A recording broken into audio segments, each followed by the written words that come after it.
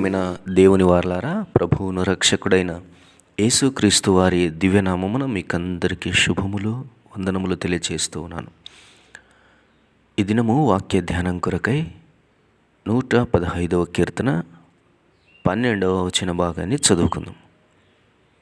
యెహోవా మమ్మును మర్చిపోలేదు, ఆయన మమ్మును ఆశీర్వదించును.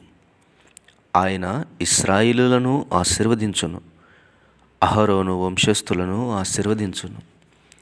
పిన్నలనేమి పెద్దలనేమి తన యందు భయభక్తులు గల వారిని యెహోవా ఆశీర్వదించును. దేవుడి మాటలు దీవించును కాక. ప్రియమైన దేవుని వారలారా, దేవుడు మరచిపోయేవాడు కాదు, ఆయన ఆశీర్వదించేవాడు. ఆయన ప్రతి మనుషుని ఆశీర్వదించేవాడు. ఆయన ఆశీర్వాదం పొందని నరుడెవడు? ఆయన ఆశీర్వాదము పొందకుండా భూమి మీద జీవప్రాప్తులుగా కల నరుడెవడు?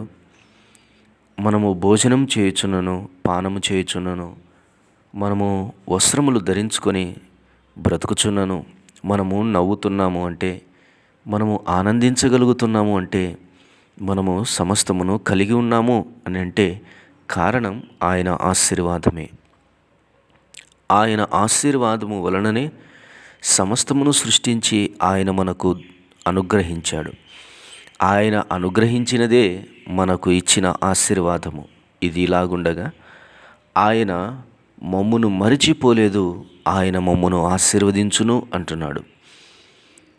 దేవుడు మరచిపోతే అట్టి మనుషునికి ఆశీర్వాదములు ఉండవు. దేవుడు మరచిపోడు గనుకనే ఆశీర్వాదములు మిగిలి ఉన్నాయి. ఈరోజు దేవుడు నిన్ను మరచిపోలేదు. దేవుడు నిన్ను మరచిపోలేదు. ఈ మాటను గనక ఖచ్చితంగా నమ్మగలిగితే ఎంత ఆదరణ కలుగుతుందో.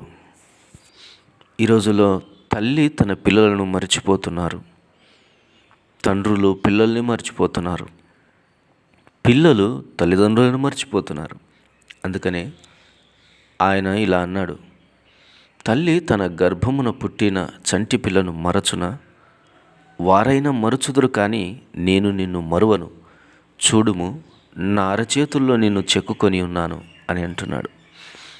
ఆయన మరచిపోలేదు, ఆయన అరచేతులలో చెక్కుకొని ఉన్నాడు. ఆయన ఎంత ప్రేమ గలవాడు మన మీద. తల్లి అయినా మరచును, కానీ నేను నిన్ను మరవను అంటున్నాడు. కోడి తన పిల్లలను రెక్కల చాటున కాపాడినట్లు నేను మిమ్మల్ని కాపాడుతున్నాను అంటున్నాడు. గ్రద్ద తన పిల్లలను రెక్కల మీద మోసినట్లు నేను మిమ్మల్ని మోయుచున్నాను అన్నాడు. ఆయన గొర్రెను చంకన పెట్టుకొని వచ్చినట్టుగా ఆయన మనల్ని కాపాడుతూ ఉన్నాడు, కాపరి వలె. ఆయన ఇశ్రాయేలీయులను ఎంతగా కాపాడి ఉన్నాడో వారి ప్రయాణాల్లో మనకు అర్థమవుతుంది. ఆయన పగలు మేఘస్తంభమై, రాత్రి అగ్నిస్తంభమై వారిని కాపాడెను. ఆయన కాపాడిన విధానము వారి జీవితాల్లో చాలా అద్భుతం. ఆకలిగా ఉన్నప్పుడు ఆయన ఆహారమును మన్నాను కురిపించాడు. దప్పిగొన్నప్పుడు బండను చీల్చి నీటిని ధారపోశాడు. యుద్ధములు వచ్చినప్పుడు ఆయన వారి పక్షాన పోరాడి గెలిపించాడు. ఆయన మార్గములను ఇచ్చాడు, అరణ్యములో త్రోవను కలుగచేశాడు, ఎడార్లలో నీటిని ఇచ్చాడు. ఆయన అద్భుతములు చేశాడు, ఆశ్చర్యములు చేశాడు. కోట గోడలను కూల్చాడు వారి నిమిత్తమై. ఆయన వారికి స్వాస్థ్యమును అనుగ్రహించేంత వరకు వారిని విడవలేదు, ఎడబాయలేదు. వారే దేవునికి దూరమైన సంగతులు ఉన్నాయి, కానీ దేవుడు వారిని విడిచిపెట్టలేదు. దేవునికి ఉన్నటువంటి గొప్ప తత్వం అది.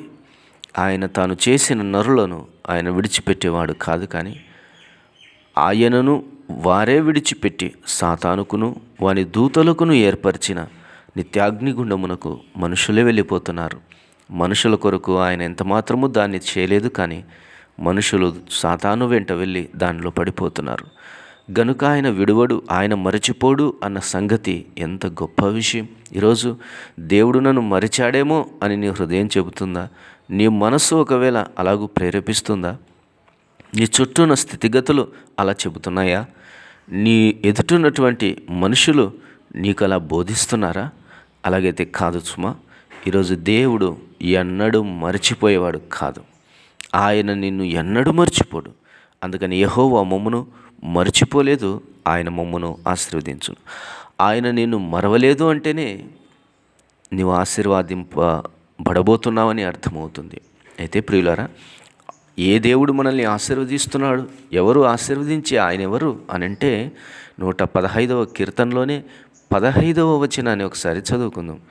భూమి ఆకాశములను సృజించిన యెహోవా చేత మీరు ఆశీర్వదింపబడిన వారు. ఎవరి చేత అంటండి? ఆయన ఏదో కొంత ఆస్తి గలవాడు అని కాదు, ఆయన ఏదో కొంచెం పలుకుబడి కలిగిన పెద్ద వ్యక్తి అని కాదు, ఆయన ఎవరో భూస్వామి అని కాదు, ఆయన ఎవరో ఒక రాజ్యానికి ఒక అధినేత కాదు, ఒక రాష్ట్ర ముఖ్యమంత్రి కాదు, ఒక జిల్లా అధికారి కాదు. ఆయన ఎవరు అంటే భూమిని ఆకాశములను సృజించిన యెహోవా చేత మీరు ఆశీర్వదించబడుదురు. అంత కలిగిన అంత దేవుణ్ణి చేత మనము ఆశీర్వదింపబడ్డామంటే ఇక భూమి ఆకాశములు మనవి కాదా? ఇక భూమి ఆకాశములు మనవి కాదా? దేవుడు మనల్ని ప్రేమించి తన కుమారుణ్ణే అనుగ్రహించాడు. ఇక సమస్తమును ఆయన మనకు అనుగ్రహించడా? ఇక మన ఆశీర్వాదం ఎంత గొప్పదో చూడండి, ఎంత గొప్పదో చూడండి. ఎవరు ఆశీర్వదిస్తారు? ఆయన మరచిపోలేదు కనుక మనము ఆశీర్వదించబడుతున్నాం. మనల్ని ఆశీర్వదించేటటువంటి వాడు భూమి ఆకాశములను సృజించినవాడు. ఈ ధైర్యం చాలు మన ఆశీర్వాదం ఎంత గొప్పది అనటానికి. ఇక చూస్తే ఎవరిని ఆశీర్వదిస్తాడు అనే ఒక 3 విషయాలు మనము ఆలోచించేద్దాం. 13వ వచనం, పిన్నలనేమి పెద్దలనేమి తన యందు భయభక్తులు గలవారిని యెహోవా ఆశీర్వదించును. ఒకటి, ఆయన ఆశీర్వాదం పొందాలంటే ఆయన యందు భయభక్తులు కలిగిన వారమై ఉండాలి. భయభక్తులు కలిగిన వారమై ఉండాలి. ఆయన యందు భయభక్తులు కలిగి ఉంటే పిల్లలైనా పెద్దలైనా ఆశీర్వదించబడతారు. ఆయన యందు భయభక్తులు గలవారికి ఆయన ఆశీర్వాదం ఎప్పుడూ ఉండును. ఆయన యందు భయభక్తులు గలవారికి ఆయన కృప దొరుకును. ఆయన యందు భయభక్తులు గలవారికి జీవము అనుగ్రహించబడును. ఆయన యందు భయభక్తులు గలవారికి ధన్యత కలుగును. ఆయన యందు భయభక్తులు కలిగిన వారికి జ్ఞానము కలుగును. ఆయన యందు భయభక్తులు కలిగి ఉంటే క్షమాపణ దొరుకును. ఆయన యందు భయభక్తులు కలిగి ఉంటే దీవెన నొందుతాం. దైవ గ్రంథంలో ఆయన యందు భయభక్తులు గల వారికి ఎన్ని దీవెనలో! యెహోవా యందు భయభక్తులు కలిగి ఆయన త్రోవల యందు నడుచు వారందరూ ధన్యులు అని రాయబడింది. యెహోవా యందు భయభక్తులు గలవాడు ఈలాగు ఆశీర్వదించబడును. సియోనులో నుండి యెహోవా నిన్ను ఆశీర్వదించునని 128వ కీర్తనలో రాయబడి ఉన్నది. ఆయన ఆశీర్వాదము సియోనులో నుంచి మనకు అనుగ్రహించబడుతుంది. అట్టి ఆశీర్వాదములు ఆయన అనుగ్రహిస్తాడు. ఆయన యందు భయభక్తులు గల వారిని ఆయన ఎన్నటికీ మర్చిపోడు, ఎన్నటికీ మర్చిపోడు. ఏ మేలు చేయక మానను అన్నాడు ఆయన యందు భయభక్తులు గల వారికి. ప్రియమైన దేవుని వాళ్ళారా, ఈరోజు దేవుని యందు భయభక్తులు నిలుపుటకు మనసుంచుదాం. ఎందుకంటే దాని వెనక ఆశీర్వాదం ఉన్నది. ఆయన ఆశీర్వదించేటటువంటి వాడు. ఆయన తన యందు భయభక్తులు గల వారిని ఆశీర్వదించేవాడు. ఈరోజు ఆయన యందు భయము భక్తి కలిగి ఉన్నవా?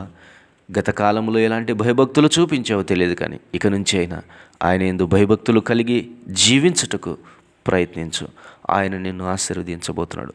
ఆయన యందు నీవు ఉంచే భయభక్తులలోనే ఆయన ఆశీర్వాదము దాచి ఉంచాడు.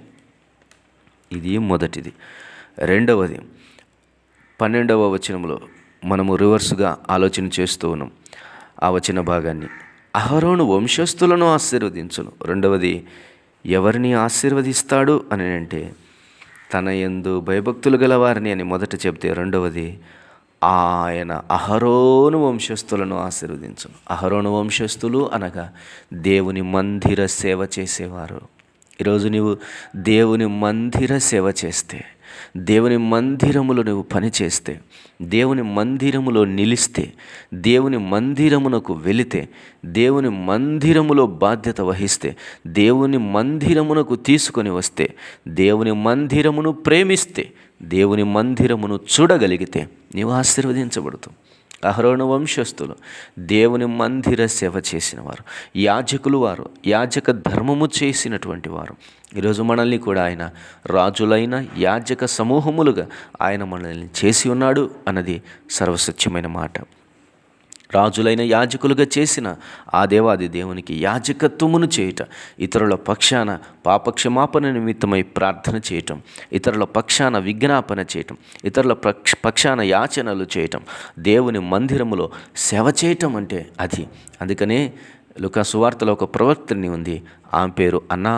ఆమె రాత్రింబోలు విడువక అన్నపానములు ఆయన ఆ కన్నీళ్లు విడుచుచు ఆమె చేసిన సేవ ఏంటంటే ఆమె విజ్ఞాపన చేసింది, ఆమె ప్రార్థనలు చేసింది. అది ఆమె చేసిన సేవ అని రాయబడింది. మందిర సేవ అతి ఉన్నతమైన సేవ. అది ఇతరుల కొరకు నువ్వు చేసేది. ఒకవేళ నీ దగ్గర ధనముందా, ఇతరుల కొరకు దేవుని మందిరంలోనికి తీసుకుని వచ్చుట నీ సేవ. నీకు సమయం ఉందా, ఇతరుల కొరకు ప్రార్థించటం, ఇతరుల కొరకు నీవు సమయముని గడపటం నీ సేవ. నీకు వరాలు ఉన్నాయా, నీ వరాలన్నీ దేవుని మందిర సేవలో ఉపయోగించటం అది దేవుని సేవ. దేవుని సేవ. అహరోను వంశస్థులను ఆయన ఆశీర్వదిస్తాడంటే ఆయన మందిర పని చేసేవారిని తప్పక ఆశీర్వదిస్తాడు. అది అంతే. ఆయన మందిర సేవ చేసేటువంటి సేవకులైనా సేవకులు కాకపోయినా సామాన్యుడైనా తప్పకుండా దేవుడు ఆశీర్వదిస్తాడు. ఆయన మందిరంలో ఒక పనైనా ఈ సంవత్సరం చేయటానికి పూనుకో, కట్టుబడి ఉండటానికి ప్రయత్నం చేయి. మూడవది, ఆయన ఇశ్రాయేలీయులను ఆశీర్వదించును.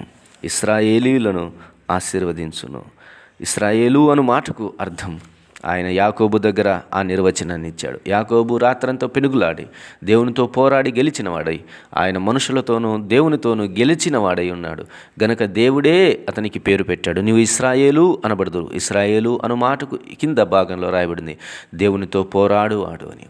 పోరాడి గెలిచినటువంటి వాడు అతను. కాబట్టి మూడవది, ఇశ్రాయేలులను ఆయన ఆశీర్వదించునంటే ప్రార్థనా పరులను ఆయన ఆశీర్వదించును, ప్రార్థనా యోధులను ఆయన ఆశీర్వదించును, ప్రార్థన పోరాటం చేసేవారిని ఆయన ఆశీర్వదించును, ప్రార్థనలో గడిపేవారిని ఆయన ఆశీర్వదించును, ప్రార్థనను ప్రేమించు వారిని ఆయన ఆశీర్వదించును, ప్రార్థనే ప్రాణంగా పరిగణించిన వారిని ఆయన ఆశీర్వదించును, ప్రార్థనే శ్వాస నిశ్వాసలుగా ప్రేమించేవారిని, ప్రార్థనలో ప్రభువును పట్టుకునేవారిని, ప్రార్థనలో ప్రభువుతో పెనుగులాడేవారిని, ప్రార్థనలో ప్రభువును చూచేవారిని, ప్రార్థన అంటేనే ప్రభు ఉండే స్థానమని ఎరిగిన వారిని, ప్రార్థన పరులను దేవుడు ప్రేమించి ఆయన ఆశీర్వదించును అనే అర్థమవుతుంది. ఆయన ఇశ్రాయేలును ఆశీర్వదించును అనే మాట అర్థమవుతుంది. కాబట్టి ప్రార్థనా పరులను ఈ సంవత్సరం నీ ప్రార్థన సమయం ఎంత కేటాయించుకున్నావు, ఎంత తీర్మానం తీసుకున్నావు, ఎలాగూ ప్రార్థనలో గడపాలని తీర్మానం తీసుకున్నావు. ఎన్నో వాగ్దానాలు చేతబట్టుకొని వెళ్ళావు, వాటిని నెరవేర్చాలని.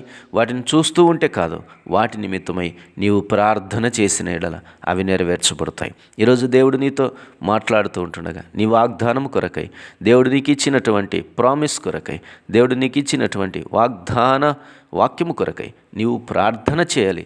అప్పుడు అది నెరవేర్చబడుతుంది. దేవుడు ప్రార్థనా పరులను ఆశీర్వదించబోతున్నాడు. గత సంవత్సరంలో you may be fail in the prayer. దేవుని ఎదుట ప్రార్థనలో మనము ఒకవేళ గడపటంలో ఫెయిల్ అయ్యామేమో, ఇప్పుడైనా మెలుకని ప్రార్థన ప్రాముఖ్యమును, ప్రార్థన మన జీవితానికి శ్వాస లాంటిదని ఎరిగి ప్రార్థనలో గడుపుదాం. అత్యధిక సమయాన్ని ప్రార్థనలో గడుపుతాం. అతి కృప దేవుడు మనకు ప్రార్థన ఎందు అనుగ్రహించును గాక. గనుక ఎవరిని ఆశీర్వదించును? ఆయన భయభక్తుల గల వారిని ఆశీర్వదించును. ఎవరిని ఆశీర్వదించును? అహరోను వంశస్థులను అనగా సేవ చేయువారిని. మూడవది, ఇశ్రాయేలును అనగా ప్రార్థనాపరులను ఆయన ఆశీర్వదించును. ఆయన మరచిపోలేదు అంటేనే ఆశీర్వాదానికి సిద్ధంగా ఉన్నాడని అర్థం. అది పొందుకోవాలంటే నీవు వీటి యందు ఉండాలి. ఆశీర్వదించేవాడు సామాన్యుడు కాదు, ఆయన భూమి ఆకాశములను సృజించినవాడని గుర్తుపెట్టుకోవాలి. అసలు ఆశీర్వాదము అనగా ఏమిటి? ఆయన దుష్టత్వము నుంచి మనల్ని మళ్లించుటనే మొదటి ఆశీర్వాదం. రెండవది, మనకు కావలసిన ఆహార వస్త్ర నివాసములను ఆయన అనుగ్రహించును, ఆయన సమస్తమును అనుగ్రహించును. మాత్రమే కాక ఈ లోకమును విడిచితే నిత్యమైన మహిమలోనికి వెళ్తాం. ఇది కూడా ఆశీర్వాదమే. ఈ లోకమందు కావలసిన వాటిని అనుగ్రహించుట ఆశీర్వాదమే. దుష్టత్వం నుంచి మళ్లించుట అనేటువంటి రక్షణ పొందటం ఆశీర్వాదమే. ఈరోజు నువ్వు రక్షణ అనే మొదటి ఆశీర్వాదం పొందావా? లేదా లేకపోతే ఇదే మిక్కిలి అనుకూలమైన సమయము. రక్షణ పొందుము, దుష్టత్వం నుంచి మళ్లించబడు, పాపము నుంచి, శాపము నుంచి, అపరాధము నుంచి, చెడ్డ ఆలోచన నుంచి, దురాలోచన నుంచి మళ్లించబడు. ఇది మొదటి ఆశీర్వాదము. ఆ తర్వాత నీకు కావలసినవన్నీ నీ పరలోకపు తండ్రి నీకు అనుగ్రహించును. ఆకాశ పక్షులను చూడుడి, అవి విత్తవు, కోయవు, వాటిని కూర్చుకొనవు కొట్లలో. కనుక ఆయన నిన్ను, వాటికంటే శ్రేష్ఠులైన నిన్ను ఆయన ఆశీర్వదించును కదా. ఆయన నిన్ను మరవడు కదా. ఇక మూడవది, పరలోక రాజ్యము ఆయన నీకు అనుగ్రహించబోతున్నాడు. నిత్య స్వాస్థ్యము ఆయన అనుగ్రహించబోతున్నాడు. అది నీ ఆశీర్వాదం. ఆయన ఆశీర్వాదము నీవు పొందుకోవాలనుకుంటే ఆయన యందు భయభక్తులు కలిగి ఆయన సేవ చేయొచ్చు, ప్రార్థనలో గడిపితే ఈ సంవత్సరము మిక్కిలి అద్భుతములను, ఆశ్చర్యములను నీ జీవితంలో కలిగించి అనుగ్రహించి ఆశీర్వాదం అంటే ఏమిటో రుచి చూపించటానికి దేవుడు సిద్ధ మనసు కలిగిన వాడన్నాడు. అతి కృప దేవుడు నీకును నీ కుటుంబమునకు సదాకాలము అనుగ్రహించి దీవించునుగాక. ప్రియ తండ్రి, స్తోత్రం. మాటలను దీవించి ఆశీర్వదించండి. మహిమ ఘనత ప్రభావములు మీరు పొందుకోమని క్రీస్తు యేసు నామమున అడుగుచున్నాము తండ్రి. ఆమేన్.